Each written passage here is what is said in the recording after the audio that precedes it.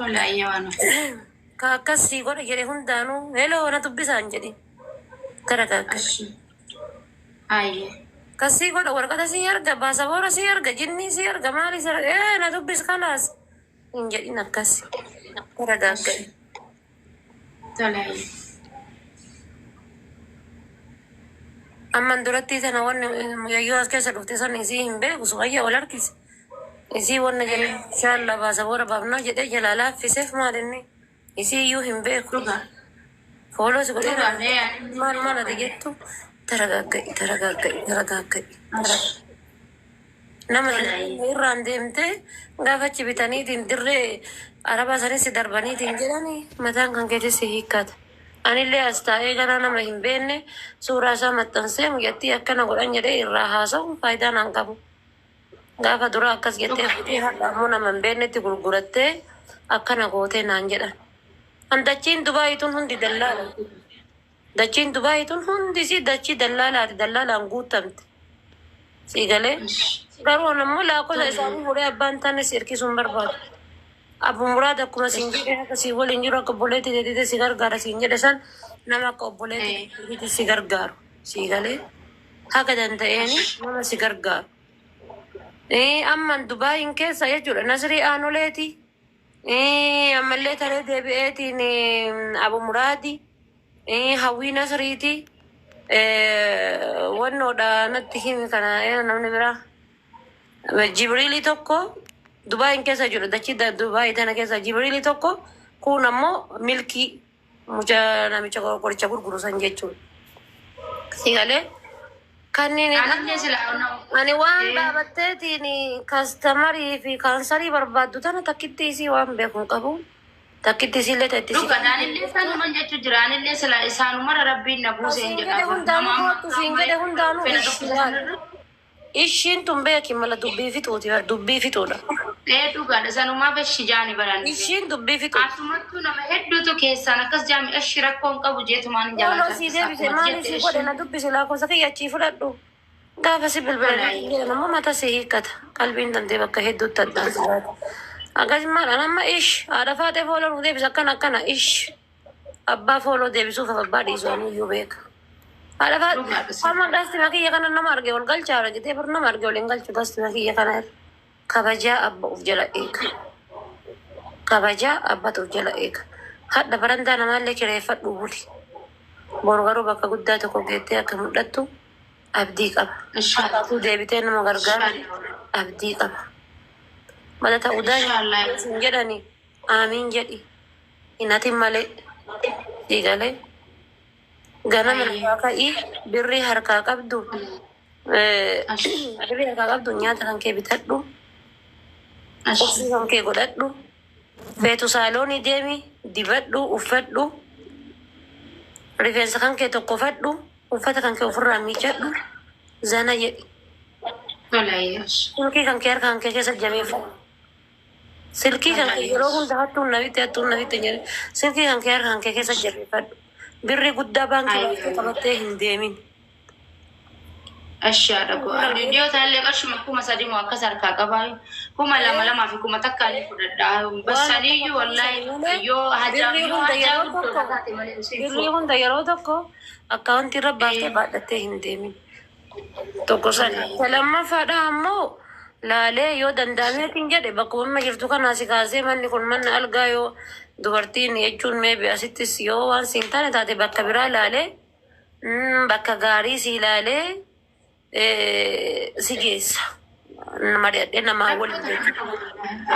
Namni si jala deemee si qotaa jiraatu kuban qabdu bar. Namni si jala deemee akkati nama faayidaa hin qabnetti akkati nama durriyyeetitti namoota asii gargaarra jedhuun kana keessaan itti dawwalaa nama maal jedhuun kana keessaan itti dawwalaatiini nama shira sira yaadaaru jira ati quban qabdu quban qabdu keessaan deemaa namoota asii gargaarutti haasayaa maal jedhaa waa hedduutu jira ati quban qabduu jechuudha siigalee simaa miskiintitti kana boolla sii qotaa jiran simaa miskiintitti tanamma abbas arra ganama arra guyyaayyuu maal naan jedhan dhufanii maqaan dubbaddu maal naan jedhani Dhiyoo tanatti jimaa qamaa tiktookii viidiyoo irratti hojjette Bagaa irratti jettan. kabaaroo waan hojjette irratti baaroo laal jimaa bakka biraatti fuudhee of bira godhe garaabaa takkitti fuudhee baaroo wal fakkeessuuf hojjedhe beekte tiktookillee naa fooluma naa godhan meel jedhe haal kolfanii haa taphatan jedhee isaan bohaarsuuf anis taphachuudhaaf ijoollee xixiqqoo na bira jirti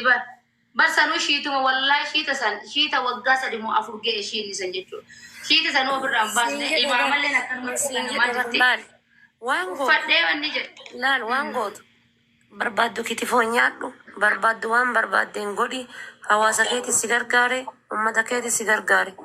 Ittiin qamaata kasiin jedheef baga hissee baga ittiin qama'ee jedhe. Qamaatii tantee hagama qamaatuuf hagama gadhiiftu situ beeka. Taani ammoo ulattee dheeda barattii jedhan.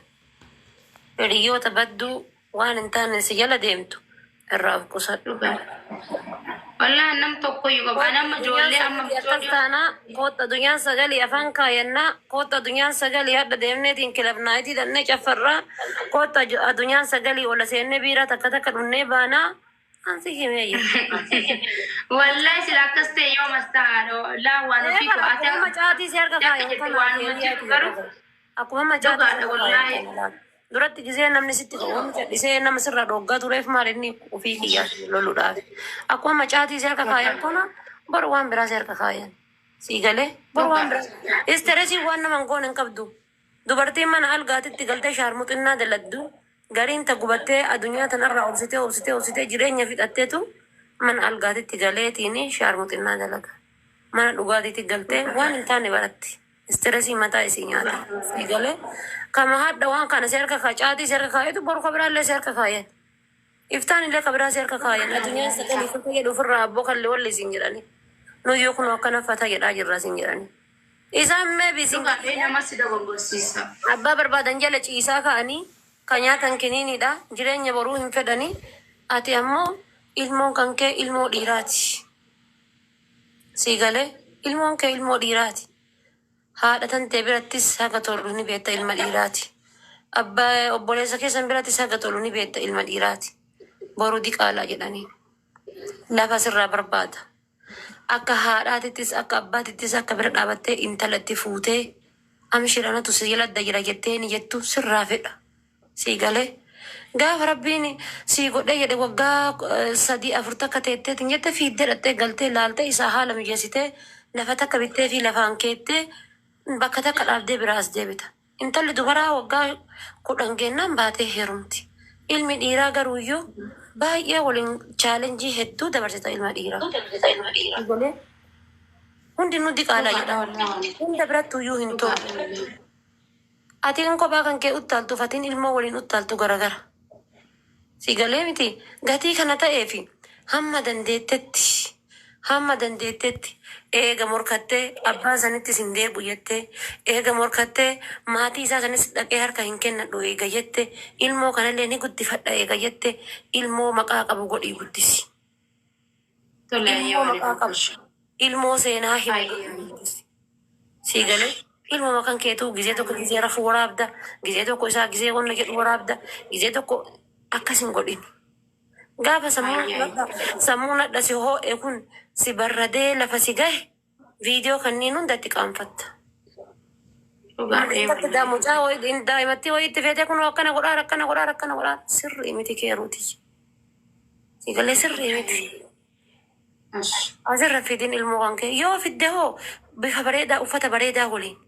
Si galee uffata bareedaa. Waan akkasii waliin malee waan akka mawwasaa isaa rafu. Isaa waa onnadhu, isaa waa maal godhu, bakkuma argite waraabaa kun wallaala Oromoon asirraa sii gammattu tokko hin Oromoo walii hin gammattu. Hammeenya du'a siin jaalattu keerii siin gammattu Oromoo. Maaliif dheengadda si jala deemanii kasi gargaareef kasi hin gargaarrellee koomentii yoo xiqqaate nama 300 si jala barreesse kasi gargaare nama 5 si gargaare koomentii kasi jala barreesse nama 300 sii galee.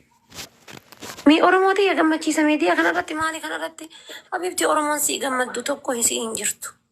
Odoo sii gammadanii hadha bara Oromoon miliyoona 50 bara mana wayisitti ijaaranii lafa wayisii bitanii mana wayisitti ijaaranii gassi dhaabanii ilmoo kana taa'ee guddifadhu siin jechuu danda'an. Isumaa abbaa manaa kan kaleessa waliin turtan san badaa saniinuu walitti isin fayyisanii wal bira isin jiraachisuu danda'a. Isaallee gara biraati ka gorsan ka birooti, sillee ka gorsan ka biraati. Kattaa sanni mee ati haadhuma tan ta'e tanarraa laali. Gaafa dura deemna jettee si ariitee miti. Dheengadda waa harka qabannaa walitti deebitanii bar fuula isin ibsite. Jidduu keessa wanni jiru maali tanaa bar tanaa bar. Dhugaadha. Kanuma addunu fageesse jechuudha. Akkuma addunu fageesse. Siigalee gaafa duraa maaliif ati si biraa fiiddeetiin barantaa namaatiif galte? Ammas talee gaafa duraa akkam jirta? Mee gaafa Jamiilaan barantaa namaatiif si fuutu san akkam jirta? Hadha hoo akkam jirta? Dhugaadha wallaahi. Fuula daalachachuun homa takka. Yoo qibaatii bitachuu hin dandeenye dhadhaa bitadhu. Yoo dhadhaa bitachuu hin dandeenye qibaatii bitadhu. Fuula kan akkana godhadhu. Akkuma dheengadda maal argatte siin jedhan sani. Gubata keessa keetii bishaan qorraa irra gadhu giiti.